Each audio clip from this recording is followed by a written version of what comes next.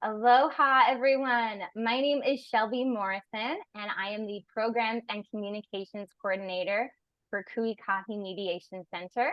Welcome to our Finding Solutions Growing Peace Brown Bag Lunch Series. Ikahi is a nonprofit community mediation center serving East Hawaii. We were founded in 1983 as a program of the Island of Hawaii's YMCA, and in 2006, we became our own independent nonprofit. We empower people to come together, to talk and to listen, to explore options, and to find their own best solutions. To achieve this mission, we offer mediation, facilitation, and trainings like this one to strengthen the ability of diverse individuals and groups to resolve interpersonal conflicts and community issues. Our Brown Bag Lunch series is held every third Thursday at 12 noon on Zoom, and you have to register for each one through Eventbrite to make sure you receive that individual link. And as a reminder, next month, we have another Brown Bag Talk. And our next month's talk will be December 19th with Joan Schaefer on the topic, how to deliver feedback fearlessly and effectively. That registration link is in the chat box if you'd like to register at the end.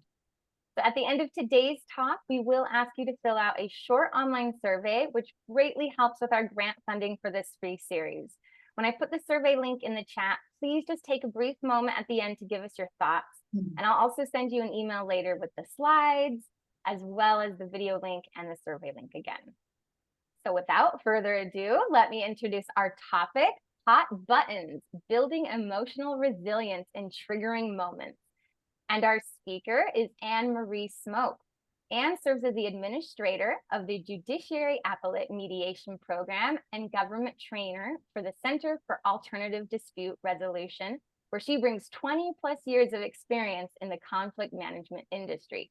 She earned a graduate certificate in conflict resolution at UH-Manoa's Matsunaga Institute for Peace in the College of Social Sciences, which just this year honored her with a UH Distinguished Alumni Award. So Anne, thank you. Thank you for joining us, and take it away. Thank you very much, Shelby. It's good to see a lot of familiar faces. Hi, everybody. So in the next probably about 50 minutes, we're going to learn what hot buttons really are. Okay, we're going to explore how they work and how to conquer them. And then I'm going to share some tips on how to prepare for them. It's sort of a training in resilience for the next time your hot button is pushed, okay? So I'm gonna get my PPT, my PowerPoint up and running, and let's begin, all right?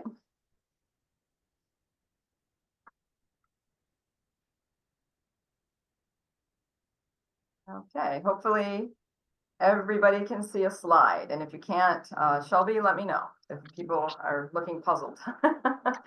So I'm with the Center, as Shelby said, I'm with the Center for Alternative Dispute Resolution, and thank you for having me today, Shelby, and for inviting the Center to participate in these. The Center, for those of you who don't know, we're here by revised statute HRS 613-2, and it's the establishment of the Center for Alternative Dispute Resolution. And much of what we do is through the mediation centers, because we fund them partially. We give them some funding, and we manage the grants to fund them. And we also do appellate mediation, and we mediate and facilitate issues that address public policy. So just a quick bit of who we are here, and we'll move on. So I'm going to start by asking, are you ever set off by something someone said and don't know why it bugged you so much? Okay, does a particular situation or personality type stir an emotional response and you don't know why? This workshop is going to help you recognize your hot buttons so you can master your internal landscape and more effectively navigate different situations in life. I hope that's what you leave with. So in my workshops, I ask participants to consider trying new things. So sometimes it may not be what you're used to, or it may be something you think is not quite your style or not comfortable, and that's okay if everything is working for you. But as we all know, if you do the same thing over and over again, it's not going to likely generate a different outcome, right? So if you find yourself dealing with the same conflicts and difficult situations at work, or you continue to have the same bad interactions with coworkers, you might consider stepping outside your comfort zone and trying something new. And I'm going to offer you a bunch of new things, I think, to try today. So a hot button is a trigger. It can be a situation, it can be an event or an action, or a person, or simply something someone says that triggers a negative emotional reaction that prompts us to say things like, man, can he ever push my buttons? So when you encounter behaviors that push your buttons, it's because you perceive the other person's words or actions as a threat. And it's actually a threat to your identity. So common triggers might include real or perceived threats to your competence, your worth, or your independence. And if you've ever taken any of my workshops, you've likely heard me talk about acute response or the primal reaction to threat. This is sometimes referred to, you might have heard it as the amygdala hijack. And it's when our brains react to psychological stress as if it's a physical danger. So anger, fear, and anxiety engages our fight or flight system, or our brain's automated survival mode, right? And adrenaline and other hormones kick in, and our logical frontal lobe is actually hijacked. So we react without anything but raw emotions, right? That's our self-defense. It was really useful when we were hiding from physical danger like saber-toothed tigers, but it may cause an overreaction when it interprets a psychological threat like an insult from a coworker or being humiliated in front of people. Okay, it's more it's a threat to survival, and so it's inappropriate, right? So here's the thing. The instincts that served us so well as hunters and gatherers millions of years ago at the earliest stages of our brain's evolution can be destructive when it comes to personal or professional relationships. And if left unattended, because of their reactionary consequences, our hot buttons can be a major source of conflict. So the good news is that as we become more aware of our hot buttons, we can also learn to lessen their intensity and become the master of your emotional landscape, your domain. So now this is important. While it's a common expression to say, he presses my buttons or she's baiting me, your hot buttons sometimes say more about you than they do about the other person. Okay, so let's dig a little deeper to understand where hot buttons come from. I've mentioned that hot buttons are triggered, right? And that they can come in all forms. It might be a certain behavior that really irritates you. It might be a personality type. It might be certain things that people say, or it might be certain kinds of interactions that really irritate you, like when someone's belittling or demeaning, or when you feel like you're being second guessed all the time. Or it might bother you when someone ignores a request or doesn't follow instructions. All of these triggers are especially bad when those around you don't seem to be bothered by it, right?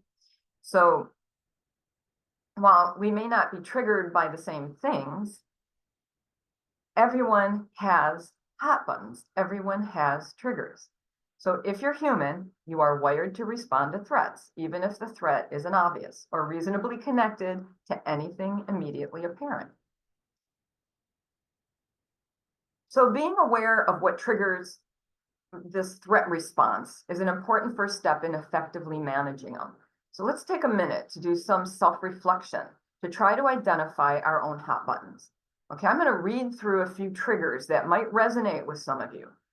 And I don't just mean that you think that these scenarios are just disagreeable. I want you to identify the ones that really irritate you, that they raise your blood pressure, they cause you to react in some way, or they result in some ranting dinner conversation because you can't let go of it.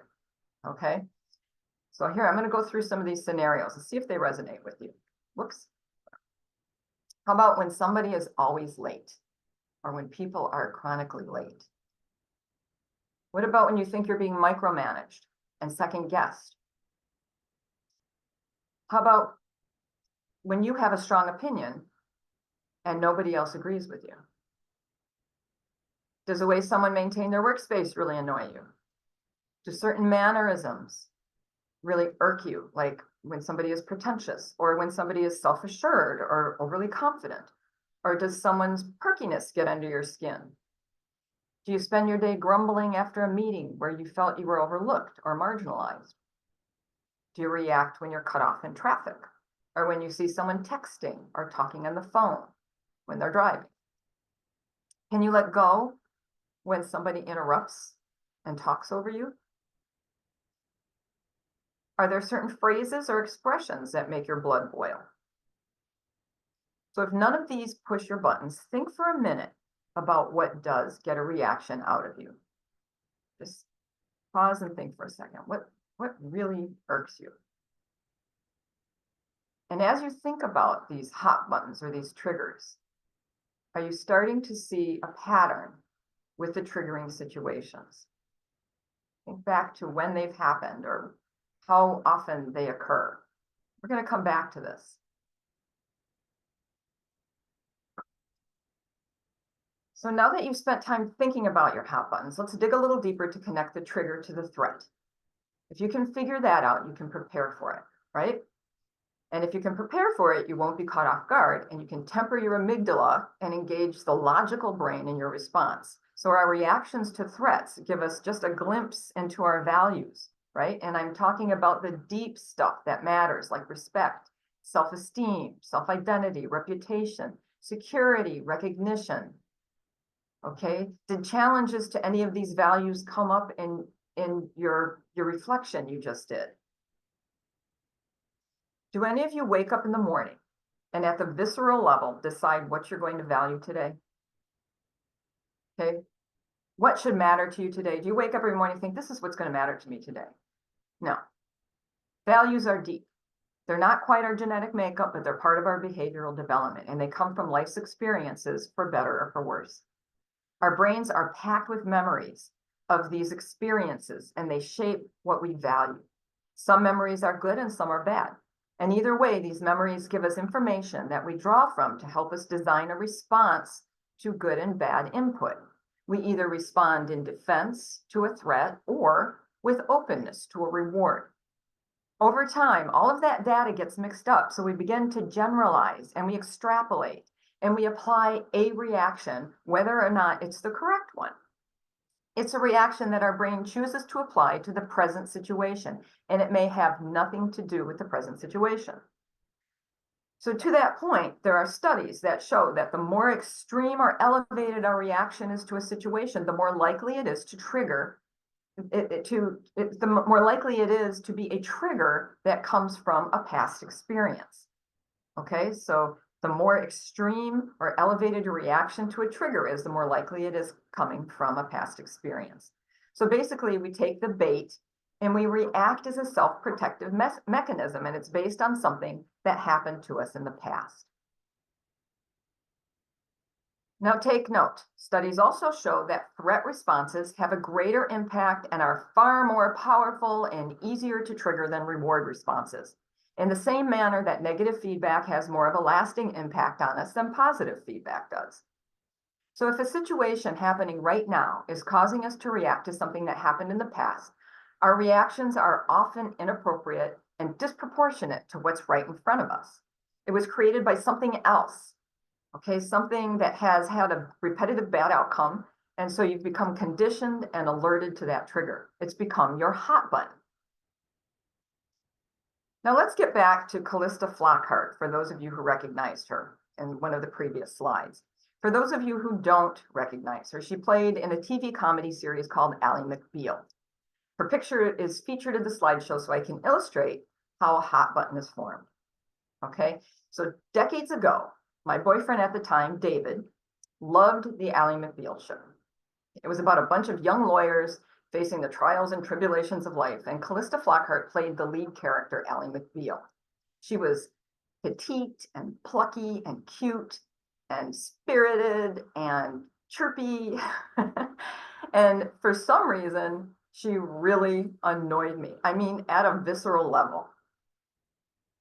To the point where I would get up and I'd leave the room when the show was coming on. Okay, so one night when the show was coming on, I was showing signs of exasperation and complained about how much Ally McBeal's character, by that time, bugged the crap out of me. And David turned to me and he said, "What's your problem with her? You've really got issues." So after I got over the gut punch, I started thinking about it. And it really was my issue. They were my issues and not so much Ally McBeal's character. But what was it about her that bothered me so much?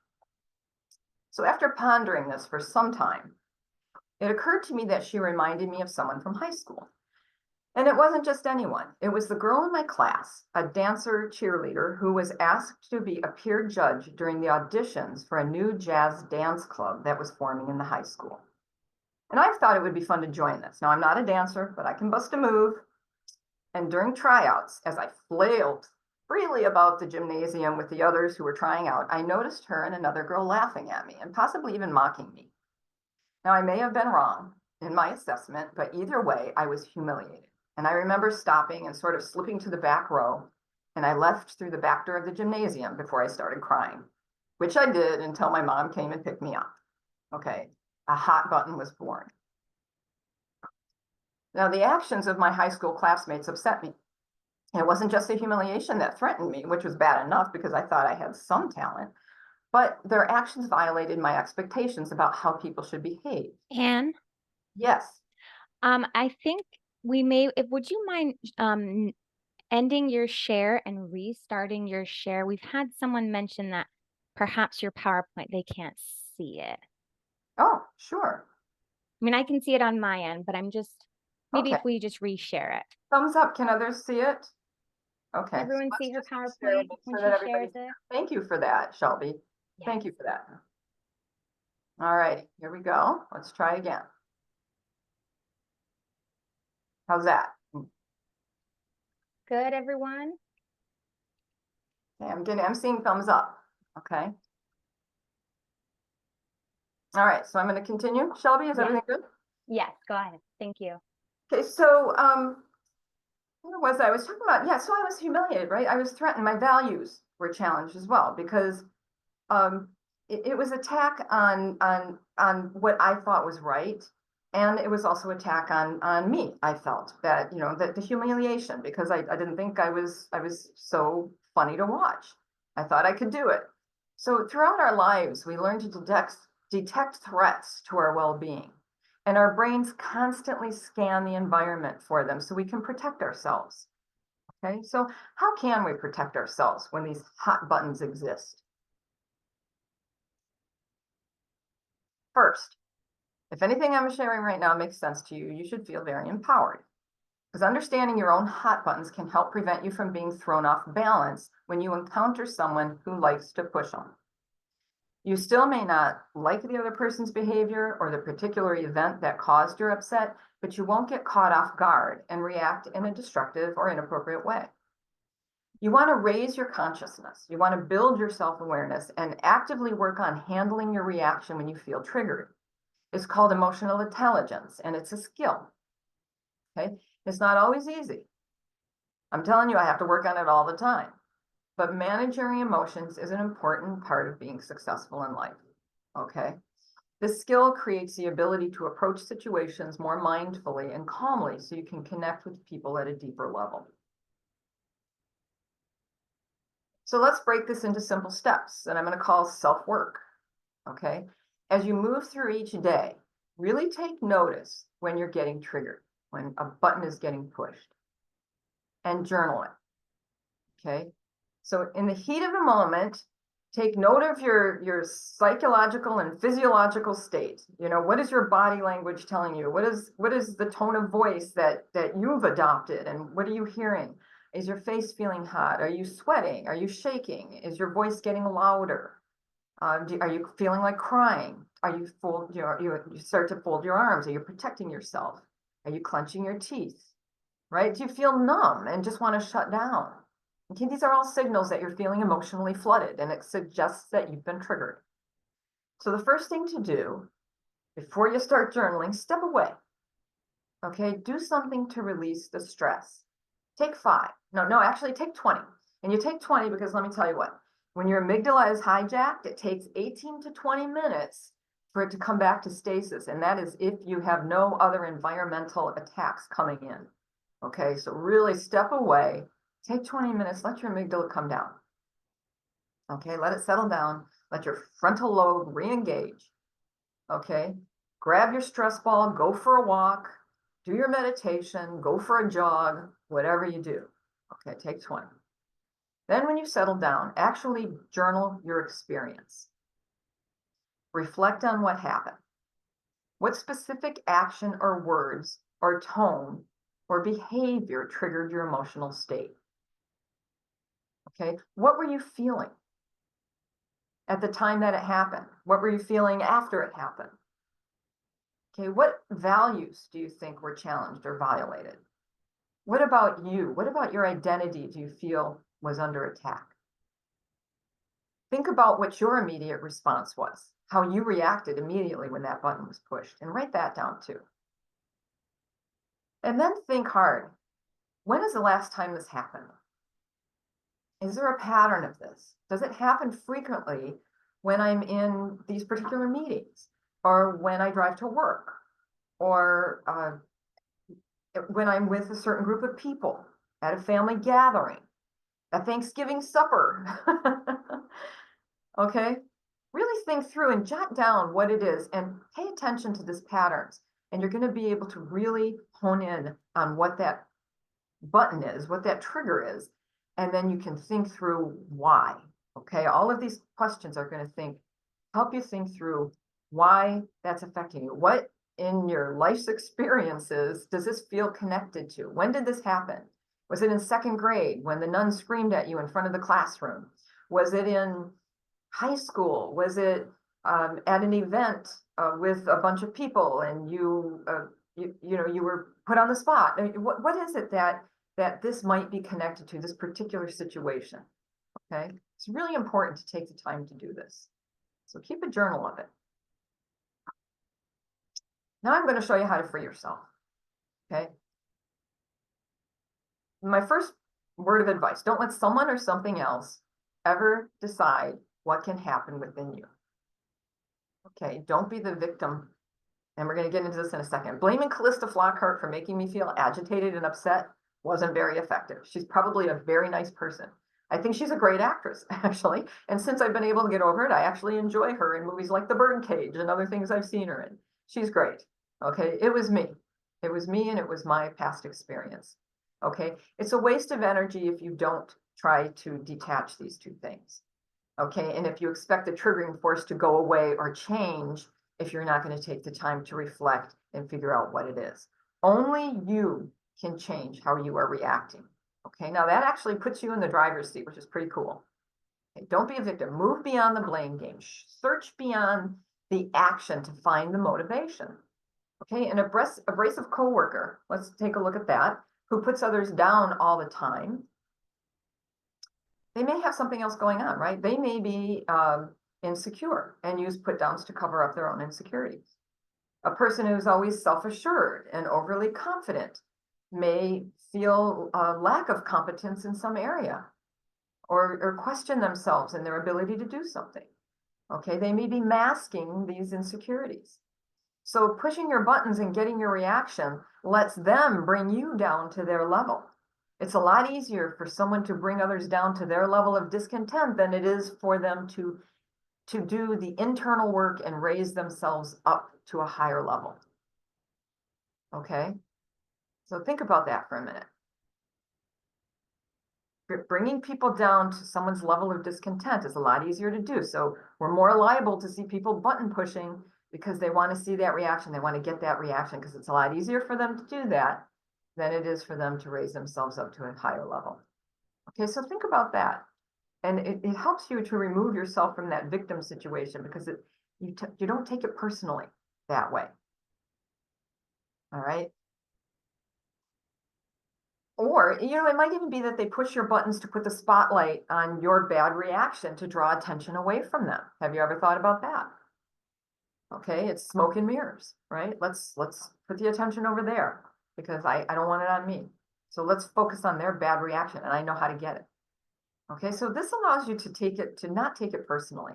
It allows you to think about wondering why something or someone said something rather than why it was done to you. Okay, so understanding motivations doesn't make the behavior any more pleasant or acceptable, but how you view the situation may affect the intensity of your emotional response to it, because information is power, right? Here's another tip. Don't be a football of other people's actions. Be suspect to your reactions and your emotional state. Don't ask what you are afraid of, but what part of you is afraid? Is it the part of you that is in the moment? in the situation that's happening right now? Or is it the part of you that had the experience that set this trigger into place? In my breathing yoga group called The Art of Living, they say, when you're a football of other people's opinions, they have control over you. If they are an antagonist and just want a reaction and you give it to them every time, you will continue to be kicked around. Now, if you've taken the time to figure out what really bothers you, the real root of the trigger, you force them to change. They have to do something different if they want to continue to seek their sadistic pleasure, or if they want to engage you for whatever reason they want to engage you. Okay, so it forces them to do something different. You take control of your emotions and your response, you're kicking the ball right back to them.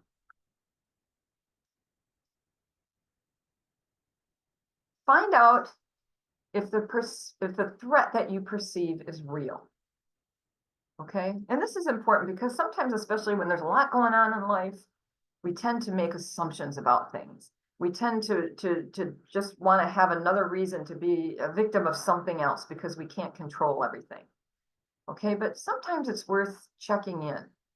So after distressing and taking a minute to consider alternative reasons for what motivates someone to behave, like we just talked about in the previous slide, be an observer and pull yourself out of it. This might be more about them than it is about you, right? You might discover that you're hyper alert to certain kinds of slights, and that may be creating conflict where there wasn't any. Okay, one way of gathering information is to simply ask a question. Okay, find out what's really going on. Name the threat you perceived and ask them if that's their intention. And I'm going to show you what this looks like. We're going to go through a couple of these. Name the threat that you perceive and ask if it's their intention. Okay, no harm in asking, my father used to always say. Okay, so when your hot button is when you feel like someone expects you to clean up all the time, let's say. Ask. When you leave a mess on the table after lunch and don't clean it up, are you expecting someone else to clean it up?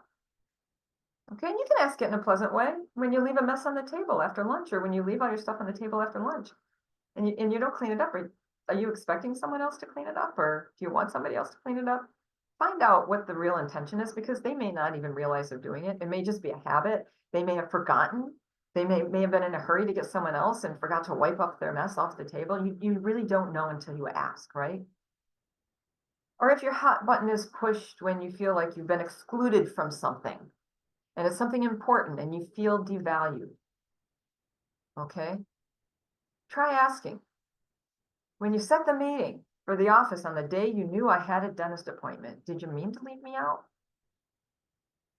Okay? So you put it out there and ask. Okay, if your hot button is when somebody interrupts you or disregards you, ask. Are you aware that you talked over me when I started saying something? You know, did you know you talked over me when I started saying something because I wasn't finished? And I'd like to get my point across, okay? Or maybe, is what I said not relevant? Did I miss the point because you didn't answer, and or you didn't acknowledge that I said something? Okay, check in. Never hurts to ask, right? And you get some more reality to it. You remove the assumptions. So this is an important warning. Remember that it's always okay to stop the conversation and step away, or stop the interaction and step away. Or if somebody's cutting you off on the freeway, slow down and let them move on. You can remove yourself from the situation. It's always okay to stop and step away, move away from it. That is actually a form of conflict resolution, believe it or not. Don't allow anybody to cajole you into continuing when you feel hijacked, because proceeding means it's going to go nowhere good, right? Your emotions are just going to take over, and then you've got conflict. Okay, it starts from a trigger, a hot button being pushed, and it ends up in conflict. Simply say, you know what? I want to finish this conversation with you, but I need time to process this. Can we take this up later? I need to process it. All right. Set a time if you need to. Just walk away, take 20, do what you need to do. All right. Let the car go on, just back off, take a few deep breaths. They've moved on. They're out of your life. Okay. So there's all kinds of ways to remove yourself from the situation. And it's really important to know that that is perfectly good and reasonable and recommended option. Okay. Okay, so you can give yourself a pat on the back. You can apply these tools, you would be the master of your domain, as Darth Vader says. But I'm going to give you a few tips now on how to become more resilient to button pushing. All right. So here are some of these, I'm going to call them power tools. So first, remember that if you react to having your button pushed, you're contributing to the vicious cycle of action and reaction, right? So the good news is you do have the power to break the cycle at any time, just like we just said, you can just move away from it, right?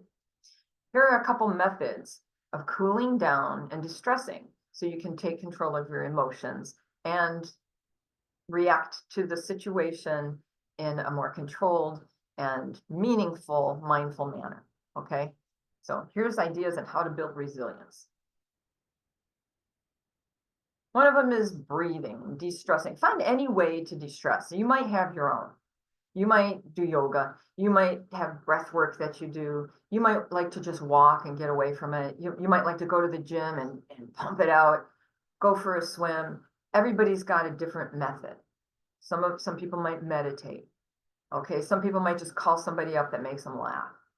So a couple that I do that work for me. One is different breathing techniques. There's one that the Navy SEALs use. It's the 5-2-7 breathing technique. And it's simply, and if you want to do this with me, you can. I'll do one round right now. You just breathe in for 5 seconds. 1, 2, 3, 4, 5. Hold it for 2. So breathe in for 5, hold it for 2, and release it for 7 seconds. And just let it go for the full 7 seconds, and then start again. Breathe in for 5, 4, 3, 2, 1. Hold 1, 2, and exhale for 7 seconds.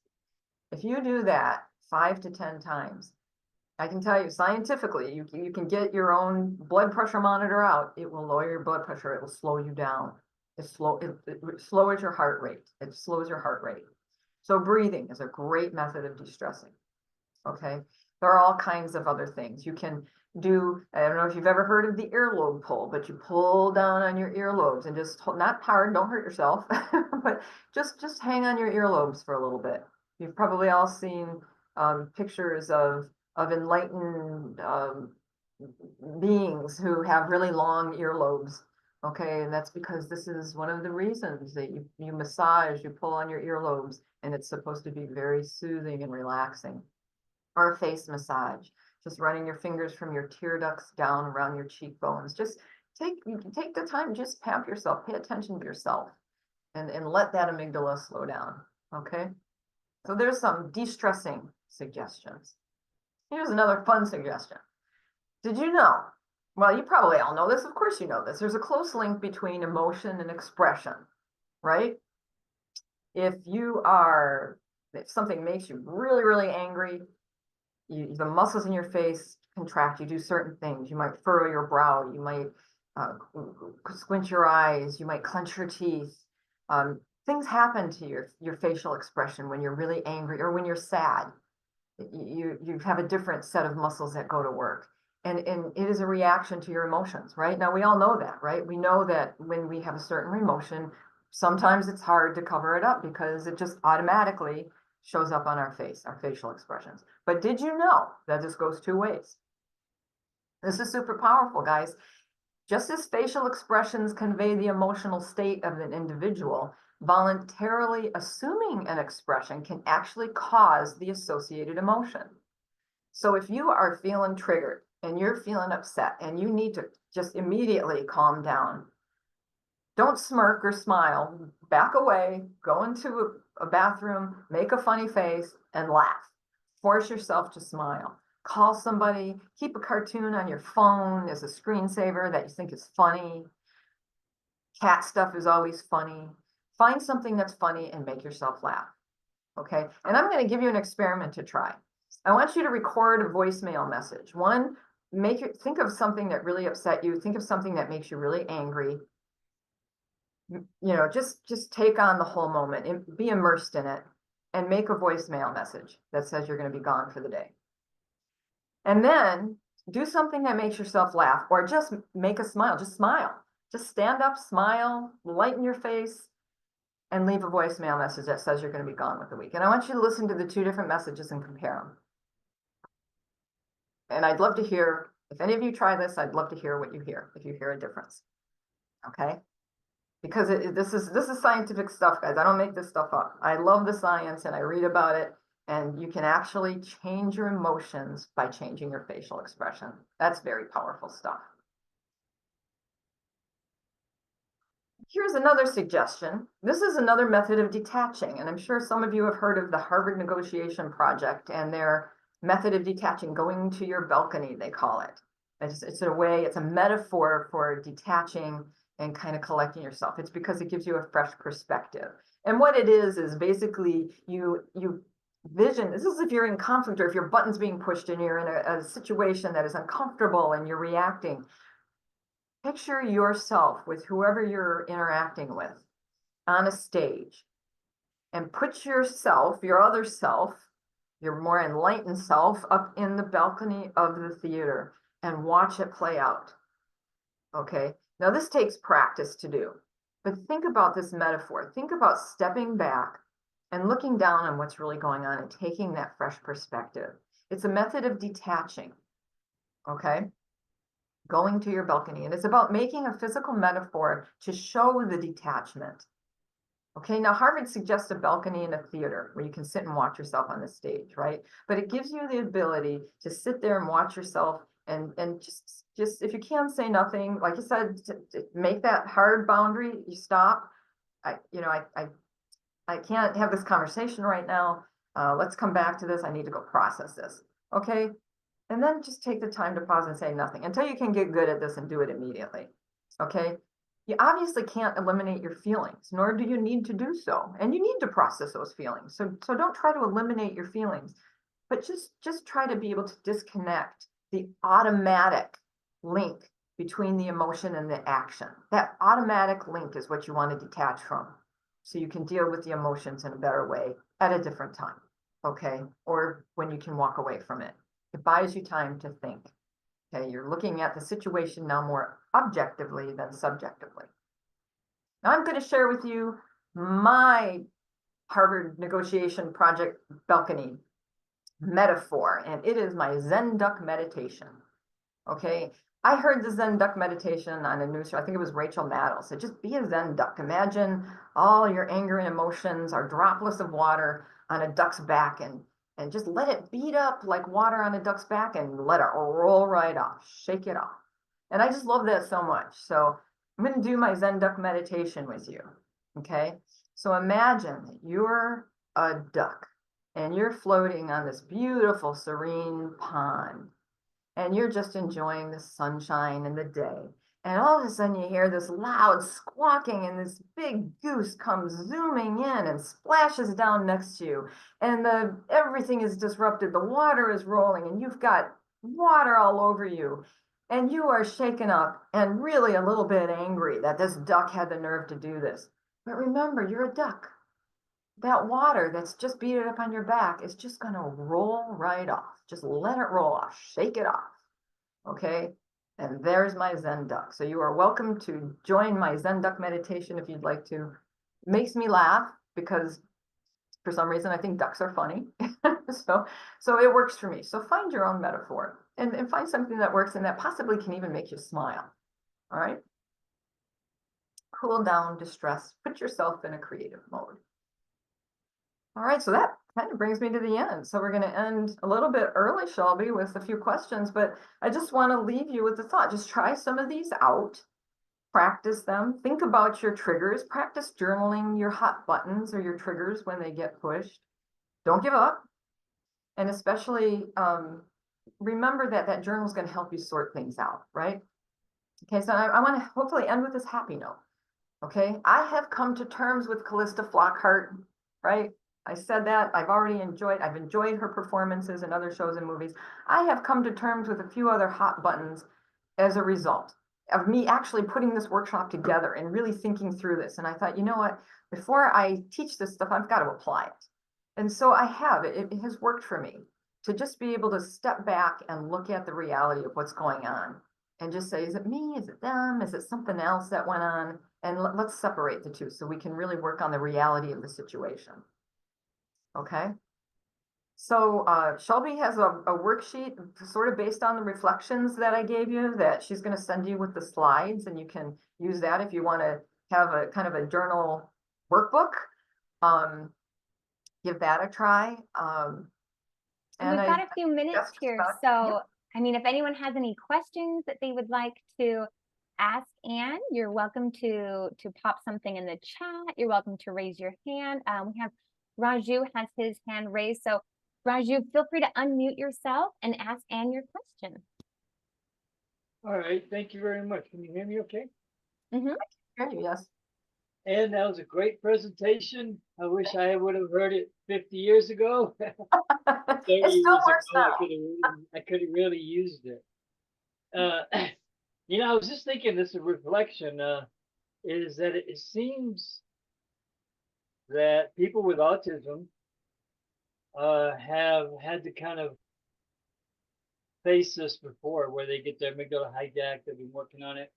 There's a lot of programs around this for people with autism, especially Asperger's, when they get their amygdala hijacked and they're needing to kind of connect, reconnect to themselves, take a breath. I'm going to make note of that, Raju. That's a good tip. Yeah, and Asperger's experts is a group that does that, and they kind of teach a lot of these methods because when people with autism have meltdowns, they're really needing to look at this. And so it's interesting that the other side is kind of catching up now with what's been going on for half the population or a segment of the population for a while. So thank you so much for bringing all this to the forefront. So well, thank you for bringing that up. That's a very good tip, and I'm going to look into that. Thank you. Thank you, Raju. If anyone else has any other questions, feel free to. Or comments, this is your time. Yeah, or comments, or if you had an experience. We're getting lots of appreciation in the chat. You're getting lots of love here. I love the love. That was truly incredible, and I found so many tools, even you know, as simple as the Zen duck method, and your Ally McBeal reference was so touching and just so real that I just know all of us had our own little instances of these little you know, moments in our lives where we are triggered, and it's really by something quite silly. Very easily scarred. We are, and it's part of being human. Yeah. Right. So I found this very, very helpful. So if anyone has any other questions, if any of this resonated particularly with you, if anyone has any questions for other things that Anne is up to, this is your chance with her to ask her any questions or share your thoughts with her. I see so many good friends and colleagues here. Thank you for this coming. Is a full room. Thank you for coming. Hi, Ned. Anne, thanks so much.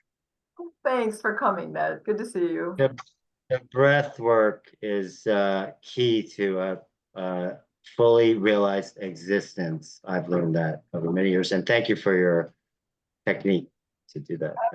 Thank you for mentioning that. There is a lot now. There are a lot of studies on breath work, and it is amazing how much it can change you physically and mentally.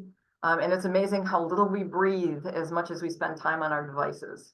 So nobody breathes, and we're not taught to as children in school. And I think that is the missing link. If they were teaching kindergarten and first graders about breathing, we'd have a different world, I'm sure. That's very true. That's very true. They are starting to introduce meditations in some of the elementary and preschools, believe it or not. My grandson has learned to meditate at his preschool, and I'm really happy because he really needs it.